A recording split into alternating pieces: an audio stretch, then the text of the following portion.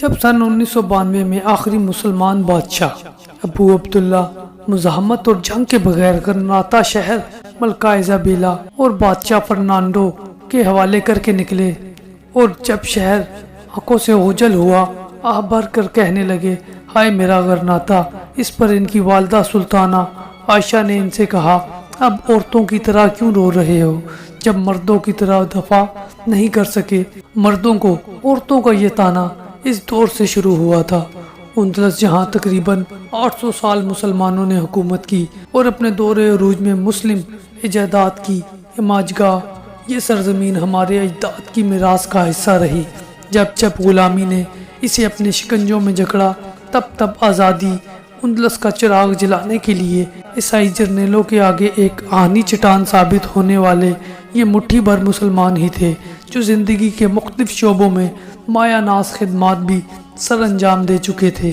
تاریخ اندلس اپنے عروج کے اعتبار سے ہمارے لیے قابل فخر، جبکہ اسباب و زوال کے اعتبار سے سبق آموز ہے۔ اولاً ہسپانیہ کی تاریخ پر سرسری نگاہ ڈالیں تو مسلم حکمرانوں کی وہ فتوحات اپنے سلف کے کارناموں سے اس قدر متاثر کرتی ہیں کہ ان کی بلندیوں کو ناپنا مشکل لگتا ہے۔ شاعر مشرق کے الفاظ میں، تلک یاد ہے قوموں کو حکایت ان کی، نقش ہے صفِ ہستی پہ صداقت ان کی۔ اس وقت اس دور میں ایک طرف ہسپانیہ کے معاشی و سیاسی حالات انتہائی پستی کا شکار تھے، اور دوسری طرف عیش و عشرت کے دلدادہ حکمرانوں نے غریب عوام کا جینا دشوار کر رکھا تھا، جن میں قابل ذکر حالات یہودیوں کے تھے۔ یہی مظالم تھے جنہوں نے ہسپانیہ کی بڑی آبادی کو ہجرت پر مجبور کیا۔ حالات کے مارے مہاجرین نے اس وقت موسیٰ بن نصیر کے زیر انتظام شمالی افریقہ کو اپنے واحد جائے پناہ سمجھا، جس کی بنیادی وجہ وہاں کا اسلامی نظام حکومت تھی، جہاں حق و انصاف کا بول بالا تھا۔ جب معاملے کی سنگینی اپنی حدود تجاوز کرنے لگی اور سمندر پار سے مہاجرین بڑی تعداد میں افریقہ آنے لگے، تو موسیٰ بن نصیر نے مظلوم رعایا کو ظالم حکمرانوں سے آزاد کرانے کے لیے منصوبہ بنایا، اور مشہور جرنیل طارق بن زیاد کو 8000 کی فوج کے ساتھ ہسپانیہ پر لشکر کشی کے لیے روانہ کیا۔ مسلسل 3 روز کی لڑائی کے باوجود فتح کے امکان نظر نہ آنے پر چوتھے دن اس مرد مجاہد طارق بن زیاد نے خطاب سے اپنے لشکر کا لہو گرمایا، جس کی ابتدائی الفاظ آج بھی تاریخ میں محفوظ ہیں، اے لوگو جائے فرار کہاں ہے؟ تمہارے پیچھے سمندر اور سامنے دشمن، باخدا تمہارے لیے ثابت قدمی اور صبر کے سوا کوئی چارہ نہیں۔ تاریخ کہتی ہے کہ یہی وہ مرد مجاہد تھا جس نے اپنے اس خطاب سے قبل سمندر میں کھڑی اپنی ساری کشتیاں سپرد آتش کر دی تھی، تاکہ فتح کے علاوہ وہ زندہ بچ نکلنے کے تمام راستے بند ہو جائیں۔ اس دلیری و استقامت کے نتیجے میں 19 جولائی 711 کی وہ صبح عوام کے لیے آزادی کا پیغام لائی۔ اس فتح کے بعد دھیرے دھیرے مسلمانوں کی فتوحات میں اضافہ ہوتا گیا۔ عوام کی پیذرائی اس قدر بڑھ گئی کہ بہت کم وقت میں مسلمان پورے ہسپانیہ فتح کرنے میں کامیاب ہو گئے۔ طارق بن زیاد کے بعد کافی عرصہ حکومت کرنے والے اموی خلافت کا بھی خاتمہ ہوا اور بنو عباس تخت نشین ہوئے۔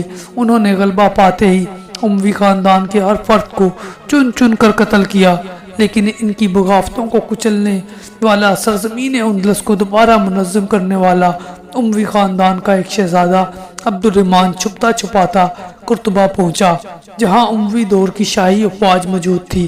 کچھ ہی دنوں میں اس جوان نے وہاں اپنا ایسا اثر و رسوخ قائم کیا کہ وہاں اسے امیر منتخب کر دیا گیا، اور اس طرح اس دور کے حصے میں مسلمانوں کی ایک آزاد ریاست قائم ہو گئی۔ امیر عبد الرحمن نے اپنے دور خلافت میں اس شہر کو جتنا خوبصورت بنایا وہ بتانے سے ہم قاصر ہیں، اور ہمارے پاس الفاظ بھی نہیں۔ بہت سی درسگاہیں، ہزاروں کتب خانے، سینکڑوں مساجد اس شہر کی خوبصورتی کا حصہ رہے۔ ایک بڑی مسجد امیر عبد الرحمن نے تعمیر کروائی، اور یہ مسجد قرطبہ آج بھی دنیا میں اپنی نظیر نہیں رکھتی۔ یہ تھا اندلس کی تاریخ کا شاندار دور۔ اس کے بعد ایسا عروج پھر کبھی اس سرزمین نے نہیں دیکھا۔ اس کے بعد مسلمانوں کے آپسی اختلافات کے نتیجے میں خود مختار حکومتیں وجود میں آئیں، جو ان کے زوال کا پہلا سبب بنی۔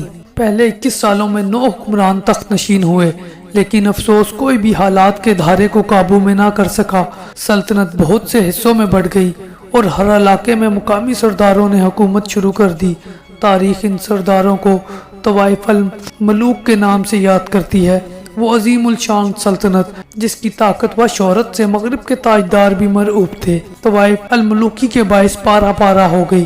افسوس کا مقام یہ ہے کہ آپسی خلش اس قدر بڑی کہ ایک مسلم حکومت دوسری مسلم حکومت کے خلاف لڑنے کو پڑوس کی عیسائی حکومتوں سے مدد حاصل کرنے لگی۔ یہی وجہ تھی جس نے آہستہ آہستہ عیسائیوں کے لیے مسلم سرحدوں میں گھسنے کے راستے ہموار کیے، اور دیکھتے ہی دیکھتے ان علاقوں پر عیسائیوں نے قبضہ کر لیا۔